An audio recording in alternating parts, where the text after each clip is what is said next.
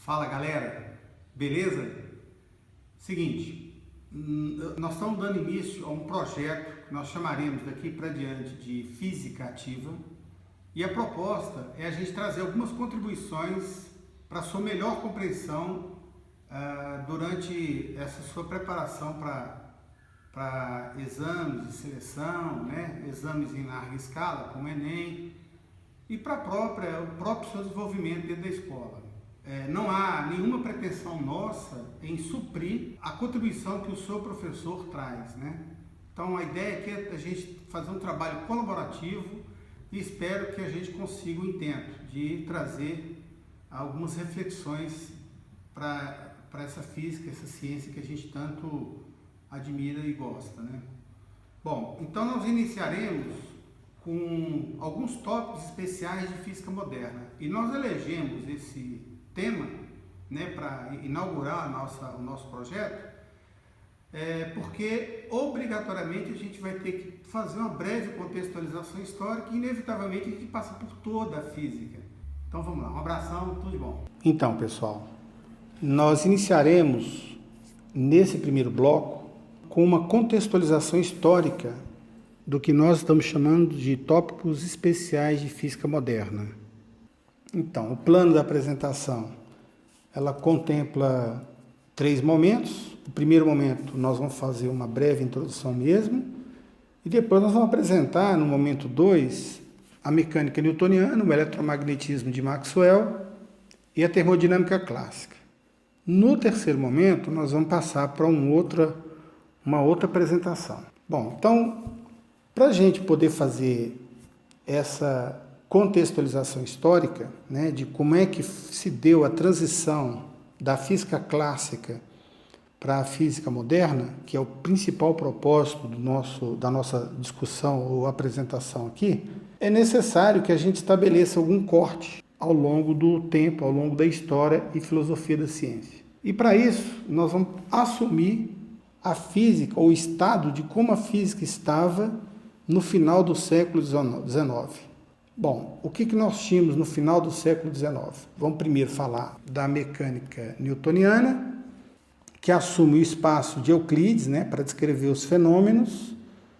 E uma coisa muito interessante aqui em física moderna é a diferença que o tempo assume quando você estuda o tempo aqui na mecânica newtoniana e quando você discute o conceito de tempo lá na física moderna, sobretudo na relatividade de Einstein.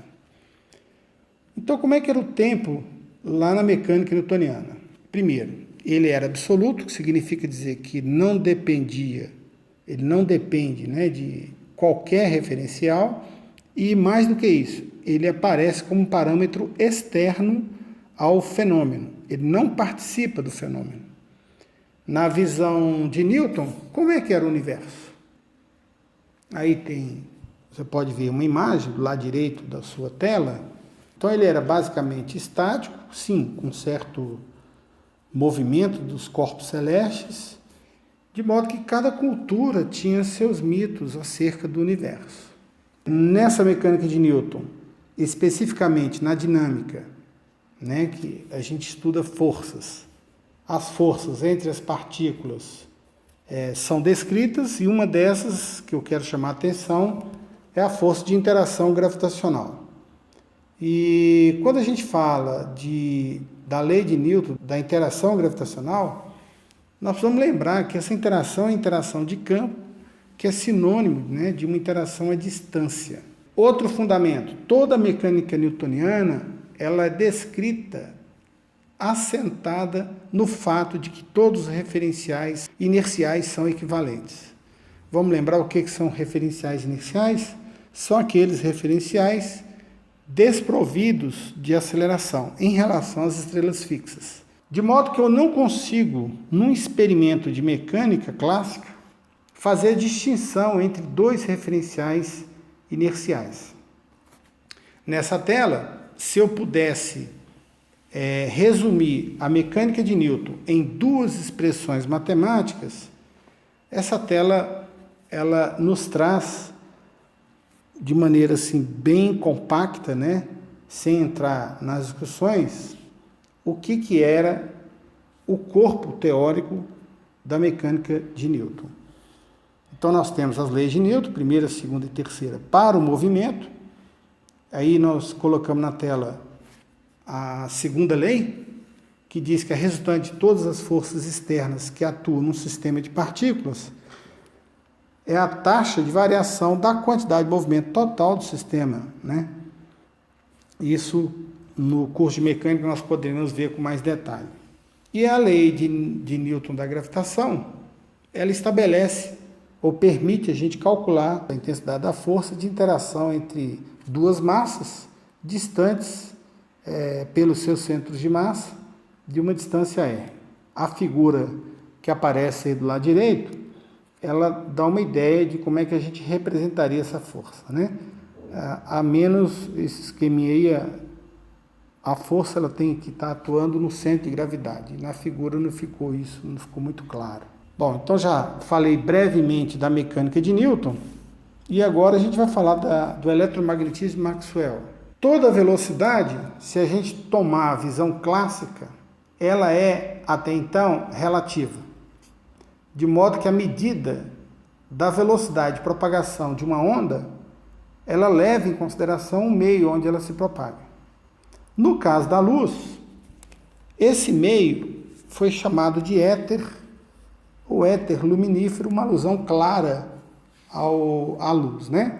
O eletromagnetismo de Maxwell, ele é um conjunto de 4 equações, e o propósito dessas equações, chamadas equações de Maxwell, que nós vamos ver que não são de Maxwell, né, mas existe o mérito científico do Maxwell na medida em que ele unifica a eletricidade e o magnetismo, que até então eram fenômenos distintos, né? O campo eletromagnético se propaga por meio de onda eletromagnética, e das equações de Maxwell obtemos a velocidade de propagação da luz, que é igual à velocidade de propagação de uma onda eletromagnética. Aí na tela aparece as 4 equações chamadas de equações de Maxwell, que do lado de esquerdo eu coloquei na tabela os nomes dos autores dessas equações, né? Repare que só aparece uma contribuição nas equações pelo Maxwell na última equação, que é a lei de Ampère. Tem um ajuste, uma correção atribuída a James Clerk Maxwell.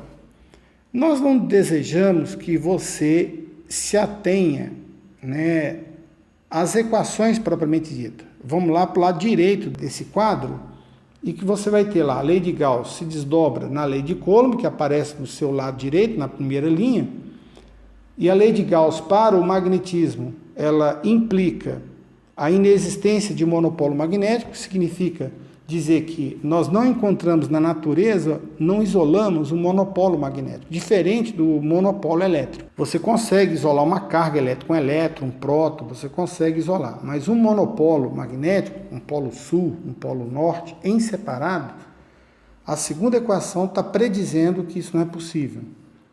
Já a lei de Faraday e a lei de Ampère, juntas, as equações de Maxwell estão dizendo o seguinte, que um campo, pega aí do lado esquerdo, na forma diferencial, a penúltima equação, a variação do campo elétrico provoca a variação de um campo magnético. E vice-versa, né? Porque é uma igualdade. E aí, se você for traduzir, significa o quê? Que um campo variando produz o outro. E isso é o que nós chamamos, né, mais tarde, de onda eletromagnética. Das 3 que nós já apresentamos, eu discuti a mecânica de Newton, o eletromagnetismo de Maxwell, e agora nós vamos falar da termodinâmica clássica. É evidente que não cabe aqui a gente atribuir a termodinâmica clássica como um estudo especificamente de 1 ou 2 autores, então tem vários estágios, né? Mas eu queria chamar a atenção para um deles, que é o princípio da equipartição da energia. De modo que se tivermos um sistema físico em equilíbrio, a uma determinada temperatura, cada grau de liberdade do sistema armazena, em média, uma energia média que é dada por meio de kT. Aparece aí a expressãozinha no finalzinho da tela. Se eu pudesse reunir toda a termodinâmica clássica em 4 equações. Essas 4 equações seriam essas aí que estão na tela, né? A lei zero, que diz que se um corpo A está em equilíbrio com o corpo B e este em equilíbrio com outro C, o que você pode falar de A e C? Nós podemos falar que A e C estão em equilíbrio. Esse princípio conhecido como princípio zero da termodinâmica. E a primeira lei, ela estabelece, essa já é uma velha conhecida de muitos de vocês, né? Que a variação da energia interna é a quantidade de energia trocada na forma de calor menos a energia trocada na forma de trabalho. Delta U é Q menos trabalho, né? A segunda lei envolve o conceito de entropia, que é um conceito bastante complexo, que nós oportunamente vamos discutir na termodinâmica. E a terceira lei, ela vai predizer que é impossível atingir o 0 Kelvin, né? Esses dois trouxeram muitas contribuições para a termodinâmica clássica, que é o Stefano e o Boltzmann, com vários estudos. Também a gente vai poder discutir isso lá na termodinâmica clássica. Por enquanto, esse primeiro vídeo só resgata historicamente como é que se deu o desenvolvimento da mecânica newtoniana, passando aí, incluindo aí o eletromagnetismo e a termodinâmica clássica. Então, pessoal, nesse primeiro vídeo, o que nós fizemos? Nós resgatamos historicamente um pouco da mecânica newtoniana, um pouco do eletromagnetismo de Maxwell e um pouco da termodinâmica clássica. Esse conjunto de teorias a gente vai chamou de física clássica.